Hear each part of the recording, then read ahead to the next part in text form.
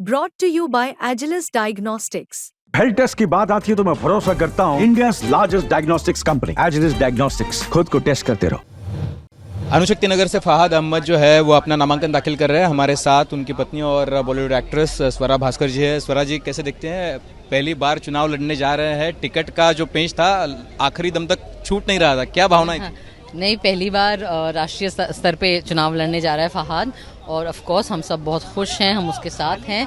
पर मैं सबको याद दिलाना चाहती हूँ कि फहाद जो है वो छात्र राजनीति से निकले हैं, तो वो जन आंदोलन से निकला हुआ लड़का है, और उस तरीके से, उस लिहाज से वो एक पॉलिटिकल एक्टिविस्ट रह चुका है बहुत साल से।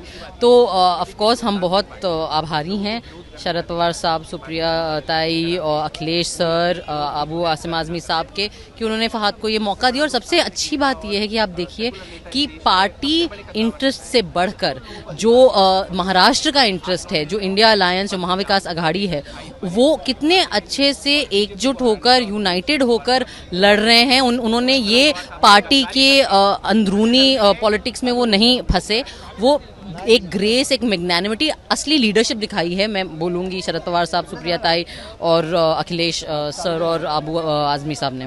तो अभी ऐसा है कि विरोधी दल जो है वो अभी से आपको ही निशाना बना रहे हैं। वो बोल रहे हैं कि भाई देखिए, बॉलीवुड एक्ट्रेस के हस्बैंड है तो उनको टिकट मिल गया, ये यहाँ पे हम लोग काम कर रहे थे एनसीपी के साथ बहुत सालों से, हमें मौका नहीं मिला। देखिए, वो तो कोई बात नहीं, मैं जो कह रही हूँ ना, मैं पिछले, जब से ये बीजेपी की सरकार 2014 से मुझे ही निशाना बनाया जा रहा है, अलग अलग लोग, तो उनके इस जो कहते हैं ना, इस बारात में कुछ और लोग शामिल हो गए हैं। ठीक है, मज़े करो। मुझे पूरा विश्वास है कि 20 नवंबर को जनता जो है वो किसको निशाना बनाएगी, इसके बारे में कोई डाउट किसी को नहीं है यहाँ कॉन्स्टिट्यूंसी में, अनुशक्ति नगर में। हम देखते आए हैं कि 2014 से आप ट्विटर हो या फिर वोकल रही है सभी प्लेटफॉर्म पर, वो कोई बात तो हमने देखी है, लेकिन अभी लास्ट ये चुनाव जो है वो बहुत इंपॉर्टेंट चुनाव है। बीजेपी ने यहाँ पे नारा दिया है, बटेंगे तो कटेंगे, एक तरीके से कंसोलिडेशन चाहता है।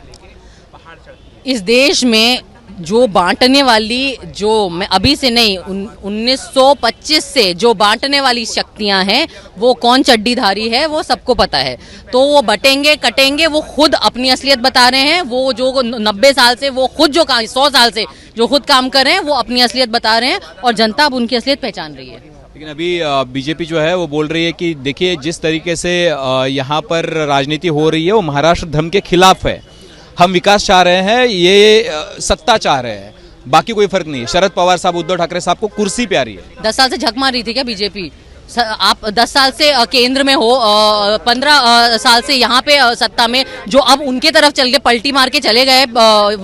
एक पलटूराम इस तरफ है बिहार की तरफ, एक पलटूराम यहाँ पैदा हो गए हैं। तो जो 15 साल से आपके पास सत्ता थी, तो क्या आप झक मार रहे थे क्या? अभी आके क्या वायदे क्या ऐसे कर रहे हो कि जैसे कि आप ऑपोजिशन में थे? आप जो वायदे कर रहे हो, वो आप हर वादा आपका ये बयान कर रहा है कि आपने क्या क्या काम नहीं किया है। अभी ये लास्ट सवाल है कि आप किस तरीके से प्रचार में, कैंपेनिंग में सक्रिय रहने वाली है? क्या आप भी अनुशक्ति नगर में दिखेंगी? क्यों नहीं, बिल्कुल। हम अनुशक्ति नगर के रेसिडेंट हैं। सबसे पहले तो ये शुरू करें बात, हमारा घर अनुशक्ति नगर क्षेत्र में है, हम यहाँ रहते हैं। जो ये वोटर है वो हमारे पड़ोसी, हमारे नेबर है, ऑफ कोर्स हम उनके बीच में जाएंगे। चलिए ठीक है। तो स्वरा भास्कर जी है जिन्होंने कहा है कि हम अनुशक्ति नगर के लोगों के बीच रहते हैं, हम यहीं के रेसिडेंट है, और इसीलिए हम यहाँ से चुनाव लड़ रहे हैं, और बीजेपी जो भी एजेंडा लेकर आ रही है वो बांटने वाला एजेंडा है। कैमरामैन किरण के साथ अभिजीत, अनुशक्ति नगर, मुंबई।